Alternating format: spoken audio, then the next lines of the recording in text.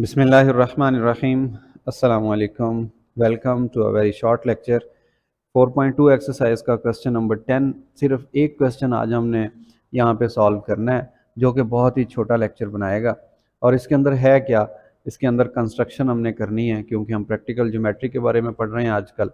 तो 4.2 exercise totally इस चीज़ के बारे में है। अगर मैं इंट्रोड्यूस करवा सकूँ, आपको रिपीट करवा सकूँ, तो इसके अंदर हमने सबसे पहले सीखा स्क्वायर बनाने के 3 तरीके। स्क्वेयर्स कैसे बनते हैं, फिर हमने सीखा कि रेक्टेंगल कैसे बनती है, फिर हमने सीखा कि रंबस कैसे बनती है, फिर उसके बाद सीखा पैरेललोग्राम कैसे बनती है। तो 4 लेक्चर इससे पहले इस एक्सरसाइज के हो चुके हैं, जिनके अंदर मैंने हर केस को सेपरेटली डिस्कस किया हुआ है। उसके बाद आज ये जो 5वां हमारा केस है, इसके अंदर क्या है कि हमने काइट बना के दिखाना है, पतंग। ठीक है। और ये मैथमेटिक्स के अंदर या प्रैक्टिकल ज्योमेट्री के अंदर बहुत ज़्यादा इंपॉर्टेंट क्वेश्चन है एलिमेंट्री क्लासेस के अंदर। तो ये पेपर के पॉइंट ऑफ व्यू से बहुत इंपॉर्टेंट है, वैसे भी बहुत इंटरेस्टिंग है कंस्ट्रक्ट करना। स्टेटमेंट है कि construct a kite D E F and G. D E F and G ये उनके किनारों के नाम होंगे। वे डी से लेके ई तक का जो फासला है वो 4 सेंटीमीटर का है। अच्छा, मैं थोड़ा सा रफली आपको यहाँ पे बना के दिखा देता हूँ। ये होता है जनाब एक ट्राइंगल, ठीक होगी। और काइट की डेफिनेशन क्या है कि दो ट्राइंगल्स अगर एक दूसरे के साथ आ रही हों एक मखसूस शर्त के साथ, तो उसको बोलते हैं कि वो एक काइट है। कैसे? ये वाली जो लेंथ है अगर इस लेंथ के बराबर आ जाए, ठीक है, और ये वाली जो लेंथ है ये वाली इस लेंथ के बराबर आ जाए, तो इसको कहते हैं कि ये एक काइट है। ये दरमियान में एक होता है डायगनल, इसको बोलते हैं मेजर डायगनल या बड़ा डायगनल। और एक होता है छोटा डायगनल, यानी दो किनारों एंगल्स को किनारों को मिलाने वाली लाइन को डायगनल कहते हैं। तो ये जनाब छोटा है, ये बड़ा डायगनल है, मेजर।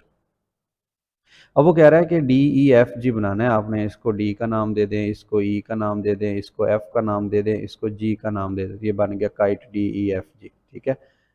इसकी डायरेक्शन यूँ भी हो सकती है, इसकी डायरेक्शन यूँ भी हो सकती है। ये दो छोटी साइड्स और ये दो बड़ी साइड्स और ये उनका डायगनल, ठीक हो गया। तो ये भी एक काइट कंस्ट्रक्ट हो गया। खैर अभी हम देखते हैं कि उसने क्या कहा है कि जो डी ई लेंथ है वो 4 सेंटीमीटर की रखें। ये हमने 4 सेंटीमीटर की रखनी है। फिर ई से लेके जो एफ तक की है वो 8 सेंटीमीटर की है। अब मज़े की बात यह है कि इधर कोई एंगल डिस्कस नहीं होता काइट के अंदर, ठीक है। आपकी मर्जी है, आप जिस मर्जी डायरेक्शन के अंदर 8 सेंटीमीटर ले लें, लेकिन ये जो डायगनल की लेंथ होगी ये उसको खुद ब खुद सेटिस्फाई या काबू कर लेगी। And the length of the longer diagonal, ये जो बड़ा डायगनल है इसकी लेंथ कितनी है? 10 सेंटीमीटर।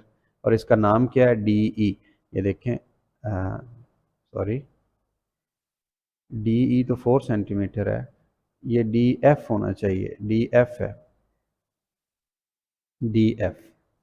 तो डी एफ जो है ये 10 सेंटीमीटर का, ठीक हो गया। तो ये तीन चीज़ें जब कंस्ट्रक्ट हो जाएंगी, ये वाली तीन साइड, सबसे पहले डी ई, फिर उसके बाद ई एफ, और फिर डी के ऊपर हम प्रकार रखेंगे 10 सेंटीमीटर की, खोलेंगे और इधर कट करेंगे, उन पॉइंट्स को मिलाएंगे तो ये एक नीचे वाली साइड पर ट्राइंगल बन जाएगी।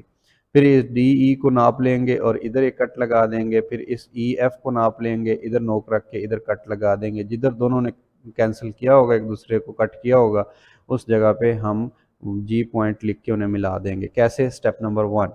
स्टेप नंबर 1 के अंदर आपने, जैसा मैं इधर रफ आपको बता रहा था, स्टेप नंबर 1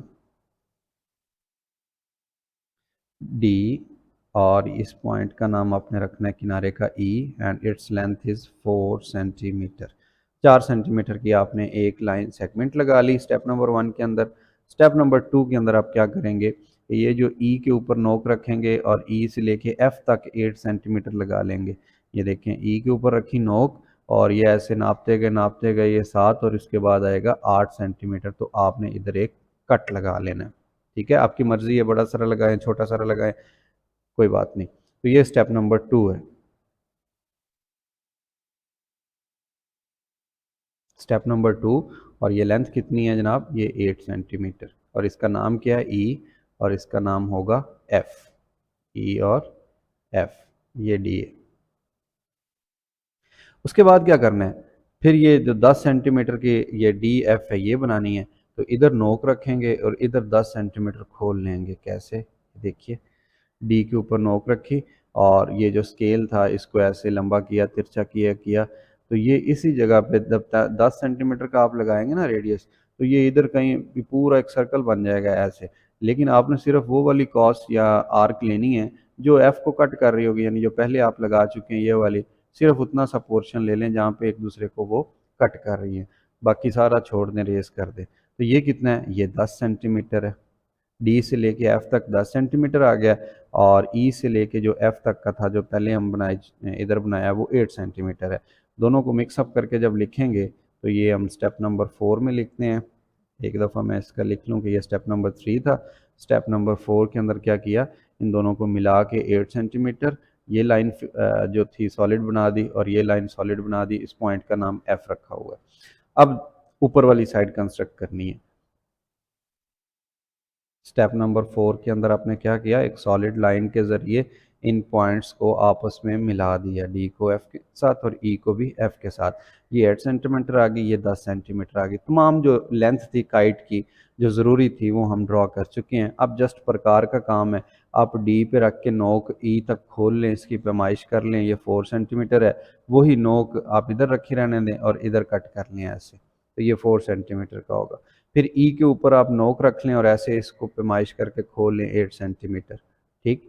और ये जो 8 सेंटीमीटर की कॉस होगी आप यहाँ पे रखें नोक और यूं कट करें तो इधर कहीं आके ये कट होगा, फिर ऐसे इसको मिला दें तो ये एक काइट तैयार हो जाएगा, ठीक है।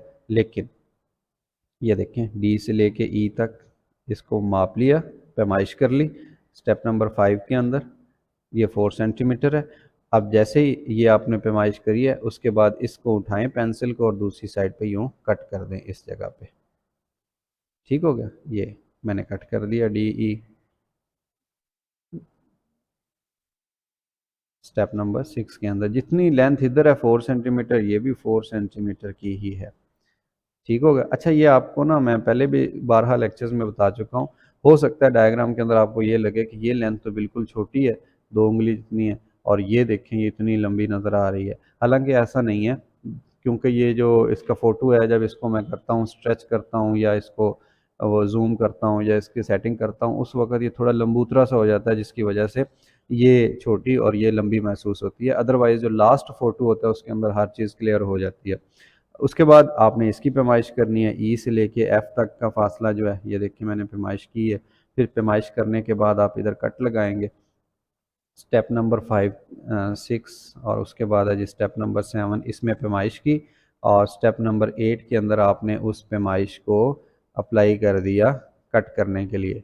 ये देखें ये 8 सेंटीमीटर है और ये 4 सेंटीमीटर था, इसको इसके साथ ऐसे मिला दें, इसको इसके साथ मिला दें, फिर फाइनल क्या शक्ल बनेगी वो ये है, ठीक। तो ये हमारा लास्ट स्टेप था, इसको स्टेप नंबर 9 भी आप कह सकते हैं। स्टेप नंबर 9 क्या किया, जी को एफ के साथ मिला दिया और जी को डी के साथ मिला दिया। इनके जो लेंथ थी उसको पॉइंट आउट कर दिया कि ये 4 सेंटीमीटर की लेंथ है।